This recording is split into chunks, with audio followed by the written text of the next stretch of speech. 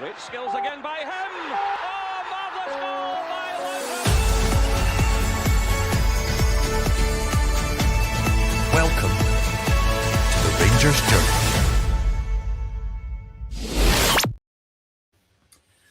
Hello everybody and welcome back to the Rangers Journal podcast. We are here to try something a wee bit different tonight, so your comments are going to be important. What we've done is some of the pundits that work for the Rangers Journal and go to the game, they've been taking some notes on what the players are doing on the pitch. So consider the old player cam you used to see with Sky Sports back in the 90s. It's very similar to that. And today's player we picked was Tuur Rommens, and I suppose we'll just get right into it. But Dave, how are you? Mate, I'm good. Quite glad to see Rommens getting some minutes along with Nadiri as well, obviously. I think it was important. I know the kind of assumption is it's a lower league game, so you don't play these guys, but we're waiting for them to get up to speed, and I think both showed in the game that they're going to give us a lot once they're there. Definitely, and the guys will touch over the game tomorrow night on the pod at 6:30. So on the first 15 minutes, it was Bob Aaron that done this for us, and then sent us a text with everything that he's seen, and then Doug converts it into slides. So Dave, I'll break this down really quickly. So first kick-off immediately moved into centre of pitch to keep compact and keep it shape. First minute provided support and attack while staying relatively close to Giga. Stays wide and offers for Chukwani, header forward to clear danger. So you can get the kind of gist of this. It's every single action of Tuur Rommens for the first 15 minutes. I'm not going to ask you guys today 90 minutes on this because there's no point. I want the guys to be able to go and enjoy it. That's why they're here at the end. That's why they're there at the end of the day. I think the one that stands out for me is on the 7th minute. Nadiri obviously scored. Rommens was on a goalkeeper, acting as a blocker and a distraction. What do you take for all of these? So I think the main thing I take from it, mate, is we're starting to see exactly why Danny Rowe signed this guy.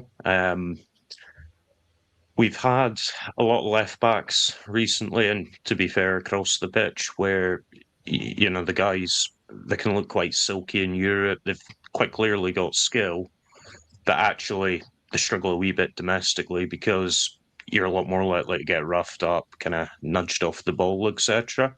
Mm-hmm. I think we saw very much a theme throughout the winter window where we were going for quite physical players, and this is it in a nutshell. Blocking the keeper, every team tries to do it, but can you imagine putting like a Barisic in there to block him? He's just going to get blown out the way, mate. Whereas Rommens, he basically made it by keeping the keeper where he was. Aye, definitely. I'm just looking at some of the things Bob's put down, and it's like he's on the 11th minute. It was a wide option, takes on his man, but pass didn't find that man, stays wide. That's really what we're looking for here. Is like, what did he get up to the first 15 minutes? It's eyes solely on Rommens, not anybody else. And I met up and had a chat with Bob just after the game about what he's seen in the first 15 minutes. Minutes from 0 to 15. Bob, how are you doing? Yeah, not too bad. I'm very happy with the result, but obviously here to talk about the main man at the left back spot today. So yeah, let's get into it. What was your biggest take for when you were taking notes on him? He just looked tidy, Scotty. I think obviously the first 15 minutes you don't want to lose your shape too easily. You don't want to risk going forward too much, but he certainly kept compact when we needed to stay compact. And was always offering on that left-hand side going forward in that first 15 minutes. And, he certainly had an engine on him. He was getting forward and back all the time. He wasn't, again, I know it's only the first 15 minutes. He's obviously wanting to impress since it's his first start for the club. So, overall, I thought he had a really good game. But that first 15 minutes, he looked sharp. And was very, very open to taking the ball out wide and kind of trying to support from an attacking threat. Do you prefer him to Magoma? I think he offers maybe a wee bit more in the sense of physicality. I know Magoma's still young, but he certainly looks as if he's with all due respect to Magoma, Rommens looks a man. He doesn't look as if he's going to be easily kind of knocked off the ball. There's a couple of times, maybe after that first 15 minutes, that I know Craig covered, but he certainly he wasn't shy in putting his foot in and kind of getting in amongst it. So, but yeah, he looks sharp and he's definitely got the physicality and athleticism to be a good signing moving forward. What's your biggest take for when you were taking notes on him? What's your favourite strength of Rommens? Sorry. Just his athleticism, mate. He was up and down. He kind of his in-game reading was really good. He was always open for a pass on the midfielder, whether it was Chuck Wani or Diamande, or from the back, if it was G. Sterling that were coming across. He worked quite well with Ant-Man on that left-hand side for that first 15 minutes. Allowed him to kind of cut inside. Kept the width. So probably just that kind of attacking threat. Maybe never really seen much defensively from him in those first 15 minutes. But yeah, from an attacking threat, he certainly looked good going forward. And he obviously looks physically robust. He doesn't look as if, hopefully, now that his injury problems seem to be behind him, because I know obviously that kept him back from starting for the last few weeks. Hopefully that, isn't part of his game. Moving forward, he certainly seems quite robust, especially in those first 15 minutes. Right, so that was Bob on the first 15 minutes under Rollins. Dave, what kind of left back do you think we've got? I've seen an awful lot of comparisons to Arthur Newman and Sasa Parpach. Do you think it's a bit of both, or do you think that's a wild take? I'm hesitant to put too much. I'm hesitant to put too much. You're right, Sky. Aye. No, I'm hesitant to put too much pressure on him so early, right? It is early doors, but he does look very, very solid, and I can see why people are drawing those two comparisons. I think Bob touched on a couple of things there for me. So one was the physicality, which we've already spoken about. But the second part was he almost seems like instinctively to know where to be. So, for as much as everyone's talking about his attacking exploits in the last couple of games, that's absolutely what we've needed mainly, because 10-man killie and then lower league opposition. But even when he does have to defend, he seems to know that he has to get back and do that. We're not seeing him caught out of position like you did with maybe a Jeff Day last season, or even at times earlier in the season, Magoma this season. And then that's half the battle, isn't it? Knowing where to be and then having the physicality to impose yourself on the game. I think this guy's got both, and I think he could be a real kind of strong player for us. It could be a really, really effective player. To me, I'll look at Magoma when they come on, and I just look at the sheer physicality difference between the two of them, Dave. Yeah. Night and day. Sounds harsh on Magoma, right? Because he's not done an awful lot wrong when he has been playing, but it's men and boys, isn't it? You know what I mean? Magoma's still a young lad developing, and I think you can see that there is times where he does feel a little bit lightweight, especially for the Scottish League. I didn't see Rommens getting bullied all that often, to be honest with you. Aye, definitely. I think my overall take for these first 15 minutes is it kind of kept his shape, ventured forward when he could. His relationship with Ant-Man I found quite interesting today, because I found they kind of did link up quite well together on the left-hand side. What's your thoughts on that? Yeah, and you saw that alternation again between kind of underlapping and overlapping. Again, they seemed quite instinctively to work with each other. So Ant-Man would stay wide, Rommens would cut in, and then they'd swap over. And I noticed at one point, I think it might have been a wee bit later, but it wasn't all that later. I'm not sure if it was the end of Bob's or the start of Craig's. But you saw Rommens pinging up the left wing, which was great. And there was literally 3 Queen of the South guys came over just to kind of try and take him out the game. Now, if that's the impact he's having at that stage where, 3 players didn't go chasing it, or they certainly shouldn't go chasing it off their own back, that's obviously an instruction their managers gave them, is to watch out for this guy. I know when our scouting department did it, he was, I think he was one of the top players for under and overlaps across the 90 minutes. And I think we're seeing that. I know it's a bit of a cliche, but I think we're seeing exactly why we signed this guy. He gives us options and he gives us physicality. Definitely. I don't want to spend too long speaking about the minutes in particular because I think it can kind of folk might start drifting. So we'll just get into the second part now. 15 30 minutes. Good position. The left hand side on the 15th minute. Kept good line to play. Queen's Park players offside. Good run from in and out as Ant-Man looked to play inside. Overlap made, but not used as Tavernier scored. Good 15-yard pass. You can tell Doug made these slides. I know. Tavernier scored in bright red. Defensive header for Queen's Park throw. It takes up good inside left channel position inside the box, receives the ball, but crosses blocked for a corner. Gave away a free kick, getting back in position. Track Queen's Park ringer run into intercepted the pass. It's pretty in depth. I think what I'm taking for this is you've got quite a complete left back in terms of the types of run he makes because they will go inside, they'll overlap, they'll underlap. What's your take on that before I put Craig on? Again, I think reading through these minutes, right, it just kind of highlights what I was saying. You maybe looked at that game and thought, there wasn't much defending. Do you know what? There wasn't much defending for Rangers to do. But you see in here, when he was needed to be back and defending, whether that's stepping in to put a player offside, whether it's defending a throw-in, he was there.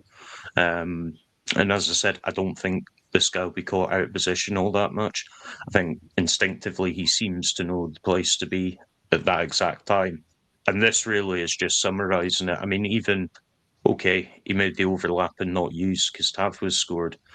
But I've seen him a few times through this game, right? He made that overlap, and okay, he wasn't taking up on it, but it was dragging the Queen's Park players away and freeing up space for other players as well. So even though, he might make these runs and he might not be used every time, it still has an effect on the game overall. Aye, definitely. Let's see what Craig got to say on it. 30th minute, Craig, how you doing? I'm good, Scotty. It was a good game. Plenty of goals. Really happy with that one. What was your take on Rommens when you were taking notes on him? It's his movement that gets it for me. He makes a really every time someone else, that first half was Ant-Man when he was on the left wing. Yeah, he makes that run from out to in. He makes that run down that inside channel. Something I don't think Rangers have done enough of over the past God knows how many years. It just adds something extra to the attack. It draws, even if he doesn't get the ball, it draws a defender away. Mm-hmm. And I think it's really useful for us going forward.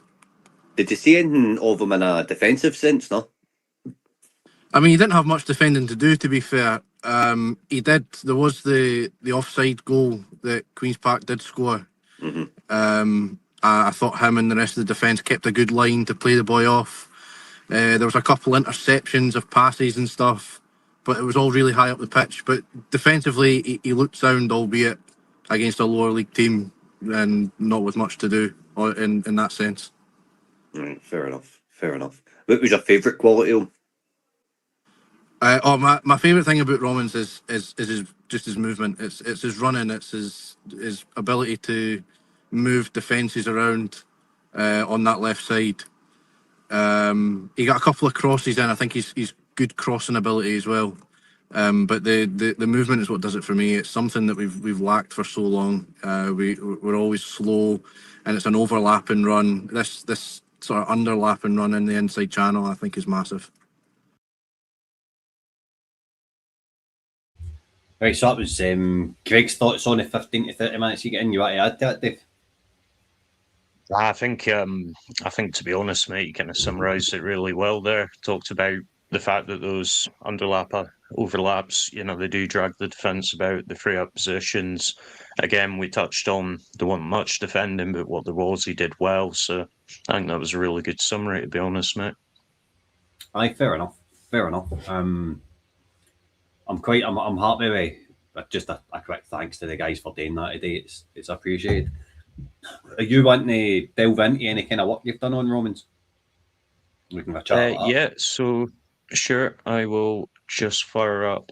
So I did a wee comparison on the players that played left back and are still at the club. Jeff Day was in there for the kind of early games, but obviously because he's not here, there's not a lot of point.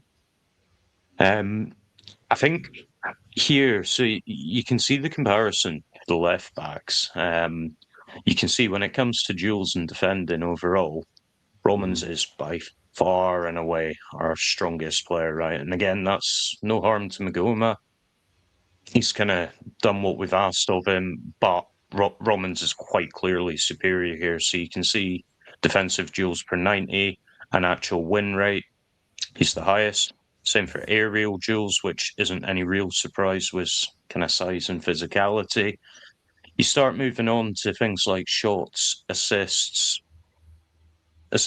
per 90. He's maybe not the best in all these metrics, but he's very, very much up there.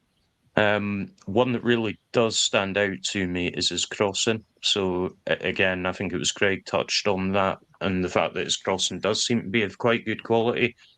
That's absolutely borne out by the stats. You look at his level compared to everyone else, he is right up at the top of the league for cross accuracy.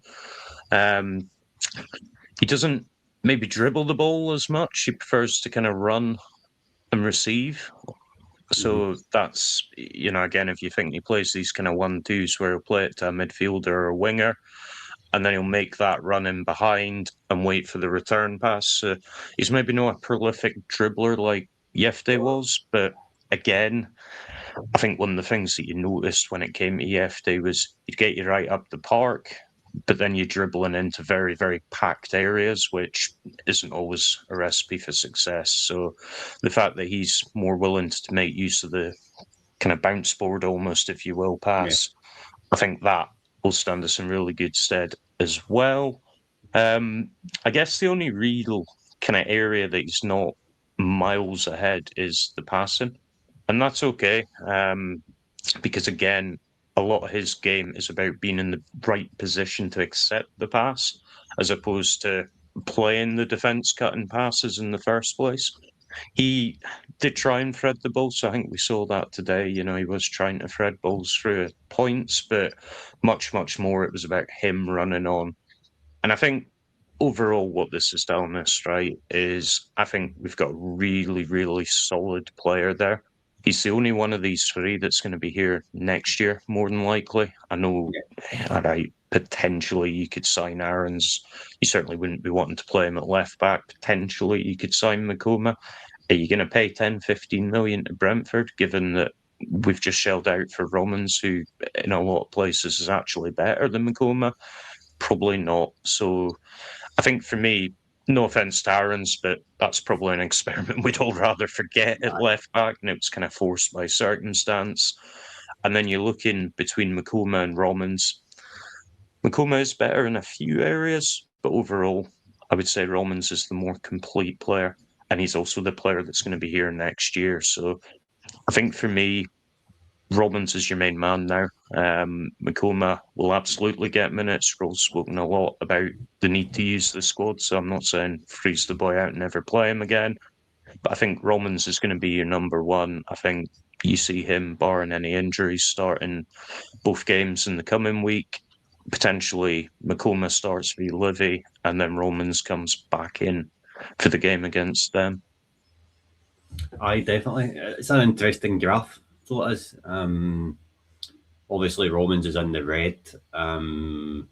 It does look a lot more kind of complete. What is it? He's see the kind of spikes up the top underneath our Rangers FC left backs. What are they? Because that kind of seems to be his key areas that he's strongest in. What are they? Yeah, so I think just a bit of a disclaimer, because obviously this isn't going to stack up when I explain it in the two games that he's played, right? What we did, and it's not necessarily a direct comparison, but what we did was we took his Westerlo data from the first half of this season, and we ported that in. Now, it is a different league, different styles of play. He certainly wasn't at one of the kind of top teams like he is now in Scotland. So there is a bit have kind of, we'll hit make our minds up as we go. But looking at those that you asked about, Scotty, so at the very top there, you've got successful defensive actions per 90. Now, as I said, in a Westerlo side, he's probably going to get more chances for that. But Yeah. the key word there is successful, right? So it's not that he's making attempts, he's actually winning them. Following on from that, you've got duels per 90 and duel percentage 1. So that's defensive duels. Then the same again for aerial duels. And then we move into the more attacking kind of, so your 3 o'clock position, that's when we start going into successful attacking action, shots, assists, crosses, that kind of thing. But that first quarter of the clock, if you will, that is all about defending, really. So different kinds of duels and defensive actions overall, which is where he shines. Aye, definitely, mate. Obviously we signed him for a fee about what, 3.5 million or something. He's only rated at 4 million euros on transfer market, and I would imagine that that'll kind of go up as time goes on. I'm just looking at some of his to see if there's like ratings and stuff on his games in here, but I can't really see it. No, it's just all facts. I was wondering if he had an average match rating when he was at West Ham, but it doesn't, and that's okay. Do you think we could get big bucks for this guy if he keeps? I know we're only 2 games in, and we don't want to hype him up to get carried away, but I mean it is quite a significant signing for me.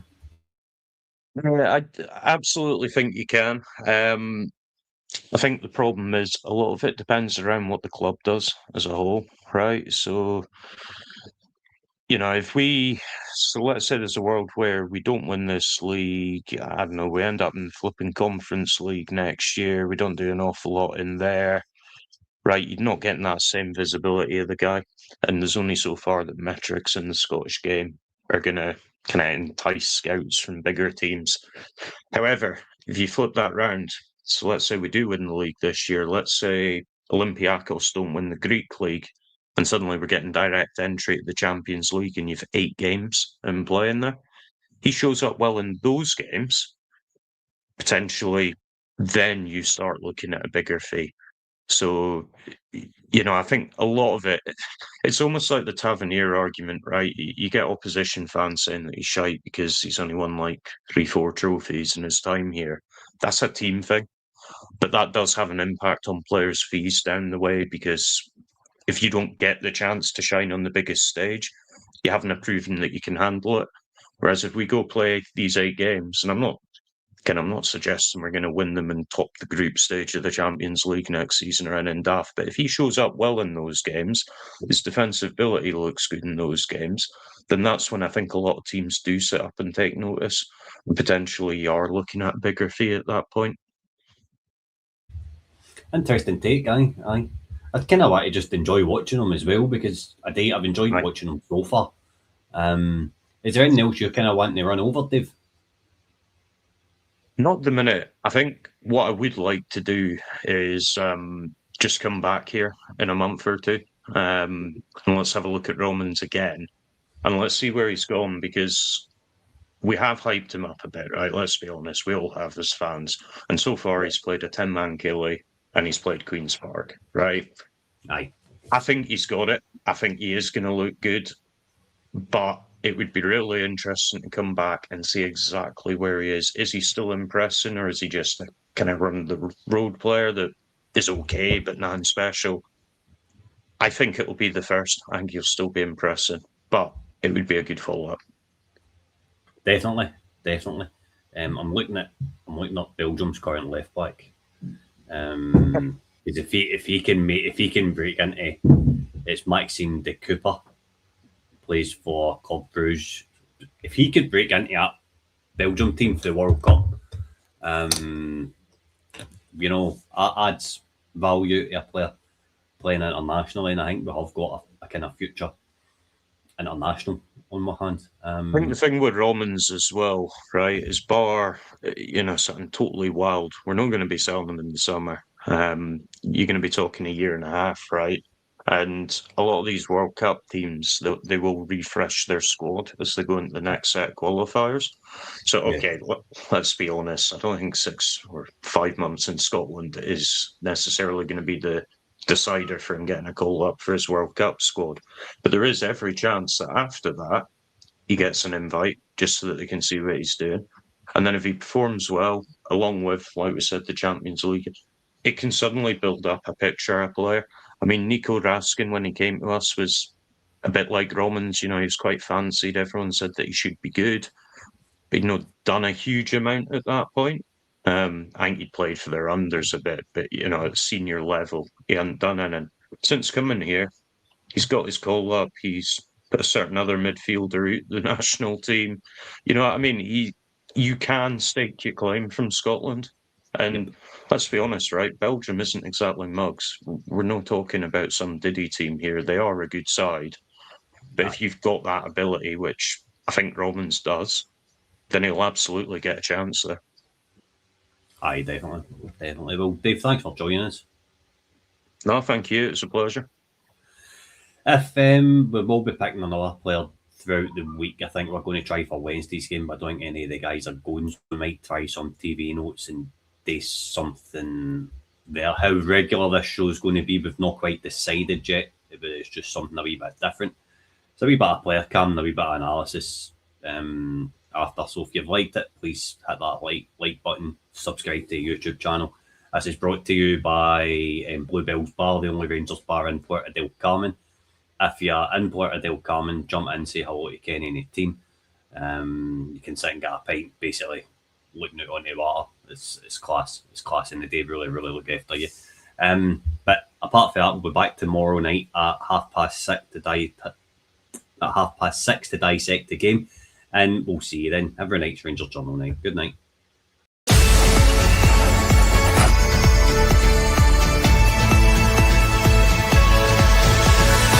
Every night is the Rangers Journal night.